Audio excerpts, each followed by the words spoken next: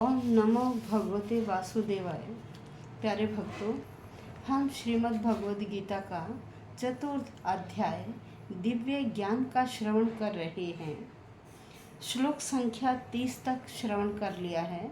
आज हम श्लोक संख्या 31 का श्रवण करेंगे, जिसमें भगवान श्री कृष्ण अर्जुन को बता रहे हैं कि देखिए हे अर्जुन, जो व्यक्ति यज्ञ के अर्थ को भली भांति जान जाता है या यज्ञ करने से किस वस्तु की प्राप्ति होती है और वह यज्ञ रूपी फल का भोग करके दिव्य ज्ञान को प्राप्त करता है,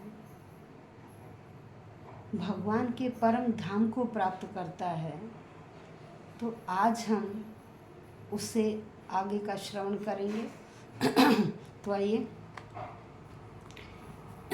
यज्ञ शिष्टामृत भुजो यान्ति ब्रह्म सनातनम नायम लोको अस्त्ययज्ञस्य कुतो अन्यः कुरु सत्तमः। यज्ञ शिष्टा, यज्ञ के फल का अमृत भुज, अमृत चखना, यज्ञ के फल का अमृत चखने वाले यान्ति प्राप्त करते हैं, जाते हैं ब्रह्म, उस ब्रह्म धाम को, सनातनम वह सनातनी व्यक्ति उस सनातन पर ब्रह्म धाम को प्राप्त हो जाते हैं। न अयम यह, न नहीं, लोकः लोक, अस्ति है, अयज्ञस्य यज्ञ न करने वालों को। क्या कहा भाई? जो इस संसार में यज्ञ नहीं करते, किसी भी प्रकार का यज्ञ श्री कृष्ण ने बताया था कि द्रव्य यज्ञ, फिर कहा था स्वाध्याय यज्ञ। द्रव्य यज्ञ क्या होता है? जिसमें व्यक्ति अपने धन से कोई अस्पताल, गुरुकुल, इस तरह का जो कोई संस्थान खोल देते हैं, वह द्रव्य यज्ञ कहलाता है। और स्वाध्याय यज्ञ जो वेद आदि का अध्ययन करते हैं, वो स्वाध्याय यज्ञ था। और एक योग यज्ञ, जिसमें व्यक्ति योग के द्वारा अपने प्राणों को आयाम के द्वारा काबू में कर लेते हैं। ऊर्ध्वगामी और अंतर्गामी प्राणों को क्या कर लेते हैं? संयमित कर लेते हैं, काबू में कर लेते हैं, उनके ऊपर निग्रह पा लेते हैं। वह योग यज्ञ कहलाता है। योग यज्ञ अनेक प्रकार का है। हठ योग आदि सभी इसमें योग यज्ञ में आते हैं, जिससे व्यक्ति अपने प्राण को काबू में करके और समाधि में लीन हो जाता है। यह सारी क्रियाएं योग यज्ञ में आती हैं। तो कह रहे, जो व्यक्ति किसी भी प्रकार का यज्ञ नहीं करता है, फिर उसे इस लोक में सुख की प्राप्ति नहीं होती है। भाई, जो व्यक्ति किसी भी प्रकार का यज्ञ नहीं करता है, उसे इस लोक में किसी भी प्रकार के सुख की प्राप्ति नहीं होती है।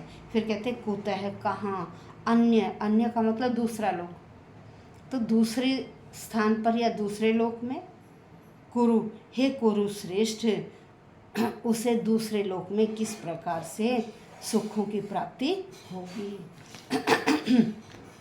श्री कृष्ण कह रहे हैं, हे अर्जुन, जो यज्ञ रूपी, यज्ञ के फल रूपी अमृत को चखकर या पीकर दिव्य धाम की ओर बढ़ते चले जाते हैं, तो ऐसे व्यक्तियों को क्या होगा? सुख की प्राप्ति होगी। लेकिन जो दूसरी तरह के लोग हैं, जो यहाँ इस संसार में यज्ञ करते हुए भी और यज्ञ न करते हुए भी उन्हें किसी प्रकार के सुख की प्राप्ति नहीं होती, तो भला जब वह दूसरे लोक में जाएगा तो उसे वहाँ किस प्रकार के सुख की प्राप्ति होगी। कह रहे, हे अर्जुन, हे कुरुश्रेष्ठ, जब यज्ञ के बिना ही इस जीवन में या इस लोक में सुख नहीं भोग सकते, सुखी नहीं रह सकते, तो फिर वह अगले जन्म में उन्हें किस प्रकार से सुख मिलेगा। यहाँ अर्जुन को क्या बता रहे हैं कि देखिए कुछ व्यक्ति तो इस संसार में रहते हुए भी उन्हें वह हर चीज़ से अनभिज्ञ रहते हैं, केवल अपने इंद्रिय सुखों की ओर ही भागते रहते हैं।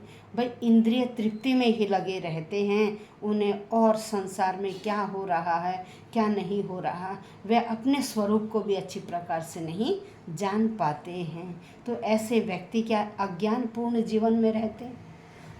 पूर्ण जीवन वह अज्ञानी ही रहते हैं और उनका वो जीवन भी पाप से भरा रहता है।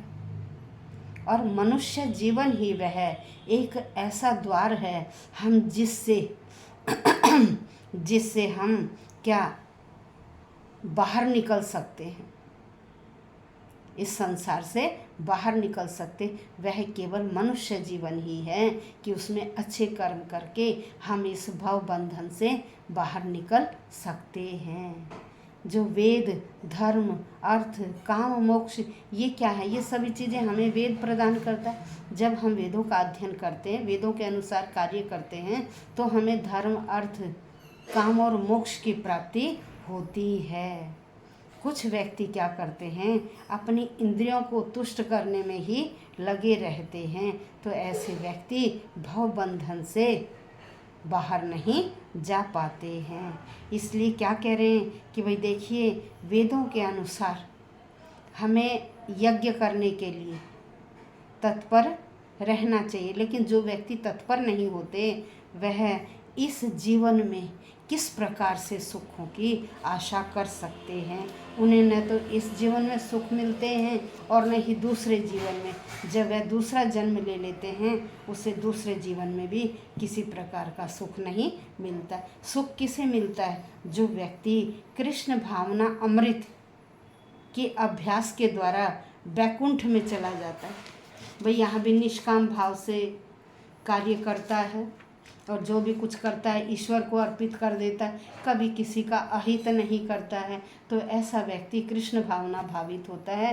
वह व्यक्ति इस लोक में भी सुख प्राप्त करता है और परलोक में जाकर भी उसे सुखों की ही प्राप्ति होती है। तो सुख प्राप्त करने का एकमात्र हल क्या है? कृष्ण भावना भावित होना। तो आज हमने श्लोक संख्या 31 का श्रवण किया। भक्तों कल हम श्लोक संख्या 32 का श्रवण करेंगे। धन्यवाद।